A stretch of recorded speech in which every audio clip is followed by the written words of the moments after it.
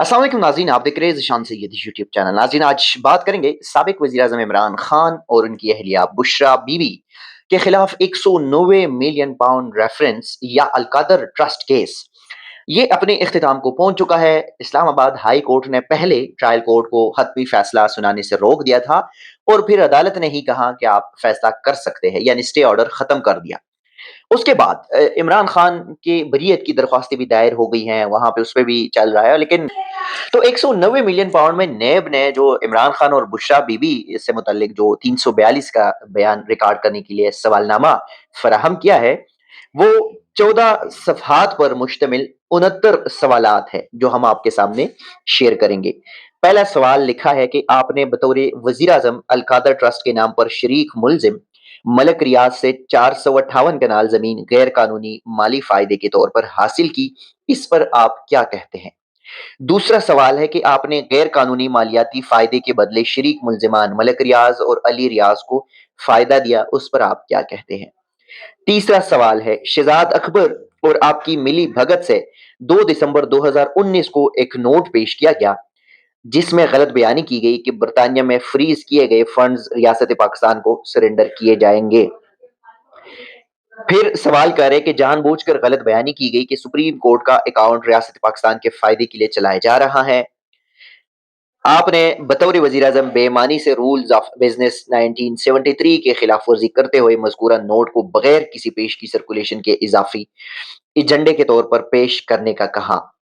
फिर सवाल करते हैं कि मिर्जा शहजाद अकबर आपकी मिली भगत से पहले ही खुफिया दस्तावेज को दस्तखत करके 6 नवंबर 2019 को बर्तानिया की नेशनल क्राइम एजेंसी को जमा करवा चुके थे, इस पर क्या कहते हैं? और फिर सवाल करते हैं कि दस्तावेज शरीक मुलजिम जियाउल मुस्तफ़ा नसीम की जानिब से बतौर गवाह दस्तखत किए गए थे और फंड्स 3 दिसंबर 2019 की मीटिंग से पहले शरीक मुलजिम मलक रियाज की तरफ से अदा की जाने वाली जमीन की कीमत के तौर पर ट्रांसफर हो चुके थे। फिर सवाल करते हैं कि 3 दिसंबर 2019 की काबीना इजलास में मज़कूरा नोट को इन कैमरा ब्रीफिंग में पेश किया गया। नोट के पैराग्राफ 10 की मंजूरी और बगैर बहस के दस्तावेज को सील करने पर इसरार किया गया, जबकि आपके दबाव पर उस इजाफी एजेंडे को बगैर गौर व फिक्र मंजूर किया गया। फिर सवाल करते हैं कि शरीक मुलजिमान को गैर कानूनी फायदे के बदले में आपने अलकादर ट्रस्ट प्रोजेक्ट के लिए 485 कनाल जमीन हासिल की। फिर सवाल करते हैं कि गैर कानूनी एहसानात के बदले में फ़रत शहज़ादी यानी कि फ़रह गोगी ने बुशरा इमरान की फ्रंट पर्सन के तौर पर शरीक मुलजिमान मलिक रियाज से मौज़े मोड़ा नूर इस्लामाबाद में 240 कनाल अराज़ी माली फ़ायदे के तौर पर हासिल की, उस पर आपकी क्या राय है?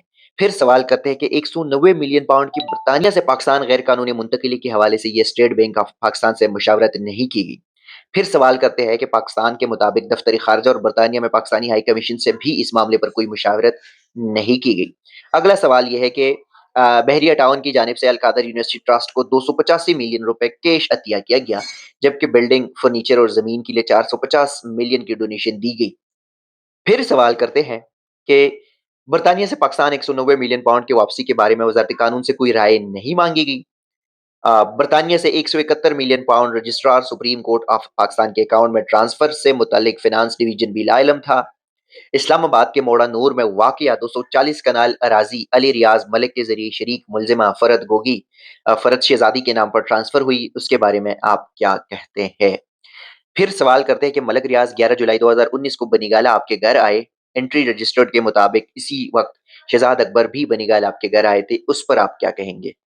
यानी कि ये तो बड़ा ट्विस्ट आ गया कि मलक रियाज और Shahzad Akbar 190 million pound reference के इन दौरान जब डील चल रही थी, जब बातें चल रही थी, मलक रियाज बनीगाला इमरान खान से मुलाकात के लिए आए थे।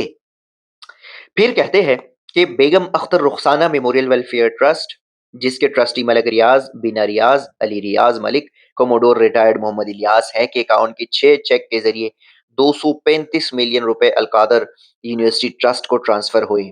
बरतानिया की एनसीए के साथ मुज़ाकरात शरीक मुलजिम शहजाद अकबर और बैरिस्टर ज़ियाउल मुस्तफ़ा नसीम ने किए। 18 फरवरी 2021 को बहरिया टाउन कराची के अकाउंट से 50 मिलियन रुपए अलकादर ट्रस्ट यूनिवर्सिटी को ट्रांसफर हुए। शहजाद अकबर ईस्ट रिकवरी यूनिट के तमाम मामलात को कंट्रोल करते थे और ज्यादातर रिकॉर्ड उनके ज़ाती कब्जे में था और उन्होंने ही बैरिस्टर ज़ियाउल मुस्तफ़ा नसीम के साथ नेशनल क्राइम एजेंसी की मीटिंग्स में शिरकत की। इस पर आपका क्या मौक़िफ़ है? अब نیب والے پھر سے سوال پوچھتے ہیں کہ بیرسٹر ضیاء المصطفیٰ کی ڈیوٹی ایسٹ ریکوری یونٹ کو اسسٹ کرنا تھا، وہ وزارت قانون کے مشاورت سے بیرون ملک سے غیر قانونی اثاثوں کی واپسی کے لیے قانونی کارروائی کا آغاز تھا۔ شریک ملزم شہزاد اکبر نے ministry of law and justice کی منظوری سے متعلق تجویز کو ختم کیا اور نوٹ میں بھی ترمیم کی۔ اس پر آپ کیا کہتے ہیں؟ تو مختلف سوالات ہیں اور یہ بڑا 14 صفحات ہے، 79 کوسچنز ہیں۔ نیب کے اگلے سوال میں کہا جا رہا ہے کہ پرویز خٹک کے مطابق 3 دسمبر 2019 کی کابینہ میٹنگ میں شہزاد اکبر نے اضافی ایجنڈا پیش کیا اور بتایا کہ پاکستان اور برطانیہ کے درمیان معاہدہ ہوا ہے اور اس بات پر اتفاق ہوا ہے کہ برطانیہ میں جو بھی غیر قانونی رقم پائی جائے گی اسے ضبط کر کے حکومت پاکستان کو واپس کر دیا جائے گا۔ تو اس پر آپ کی کیا رائے ہے؟ پھر کہتے ہیں کہ پرویز خٹک کے مطابق شہزاد اکبر نے کابینہ اجلاس میں معاہدے سے متعلق ایک مہرباند لفافہ دکھایا اور بتایا کہ برطانیہ میں پاکستان کے 190 ملین پاؤنڈ ضبط کیے گئے ہیں جو حکومت پاکستان کو واپس بھجوائے جائیں گے۔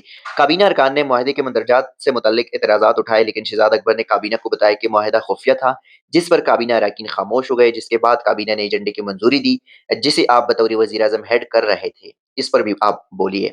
پھر کہتے ہیں کہ گواہ زبیدہ جلال کے مطابق قواعد کے تحت کابینہ اجلاس سے پہلے میٹنگ کا ایجنڈا سرکولیٹ کیا جاتا ہے، تاہم 3 دسمبر 2019 کو ہونے والے کابینہ اجلاس میں ایڈیشنل ایجنڈا آئٹم کے حوالے سے قواعد پر عمل درآمد نہیں کیا گیا۔ اور زبیدہ جلال کے مطابق شہزاد اکبر نے کابینہ اجلاس کو بتایا کہ معاملہ کانفیڈینشیل ہے اور اس پر بحث کی ضرورت نہیں ہے۔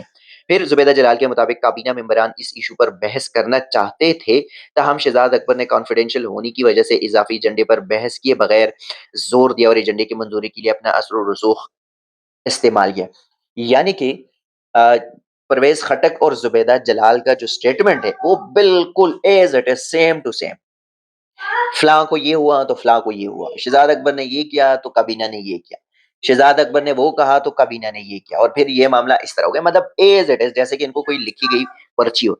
پھر عمران خان کے جو سابق پرنسپل سیکرٹری تھے وزیر اعظم کے، اعظم خان کا بتایا جا رہا ہے کہ اعظم خان کے مطابق شہزاد اکبر کانفیڈینشیل ڈیٹ آئندہ کابینہ اجلاس میں پیش کرنے کے حوالے سے آپ کی منظوری لینے کے لیے آئے تھے۔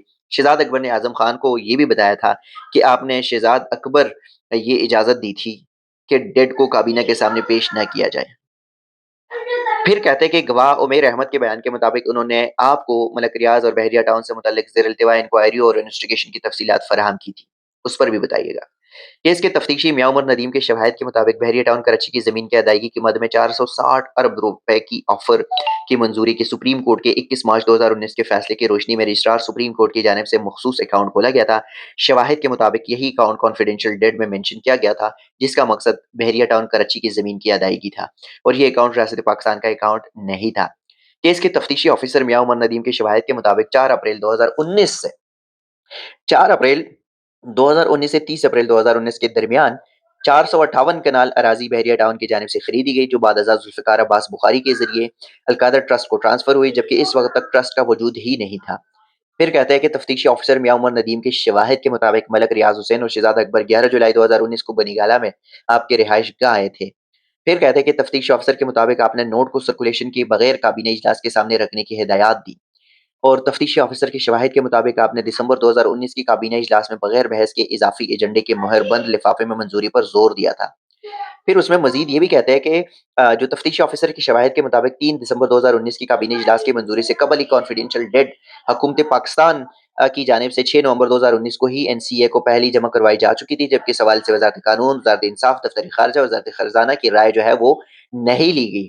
اور یہ بھی کہا گیا کہ آپ نے ملک ریاض کی ملی بھگت سے زمین کی قیمت ادائیگی کے لیے مختص اکاؤنٹ میں فنڈ ٹرانسفر کے لیے جو ریاست پاکستان کو ٹرانسفر کرنا تھا، 171 ملین پاؤنڈ کا نقصان ہوا آپ کے غیر قانونی اقدام سے، یہ ریاست کا نقصان تھا۔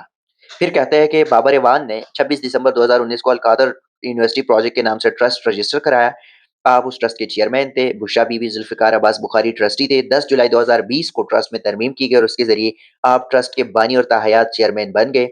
زلفی بخاری اور بابر ایوان کو ٹرسٹی سے ہٹا دیا گیا، اس پر بھی بتائیے گا۔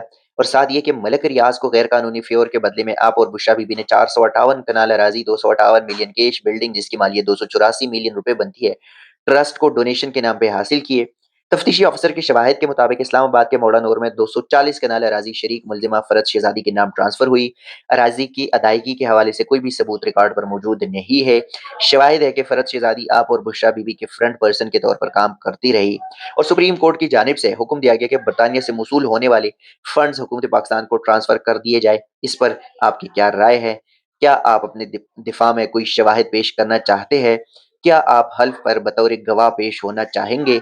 और ये 79 क्वेश्चंस है जिसमें अ, जितने सवालात है तकरीबन सिमिलरिटीज है, रिपीटिशंस है, बार-बार रिपीटिशन है, फलां ने ये कहा, फलां ने वो कहा, परवेज़ खटक ने ये कहा, परवेज़ खटक ने वो कहा, ज़ुबैदा जलाल ने ये किया, आज़म खान ने वो कहा, शहज़ाद अकबर ने ये किया, फ़रत शहज़ादी ने वो किया, आपने उसको ये किया।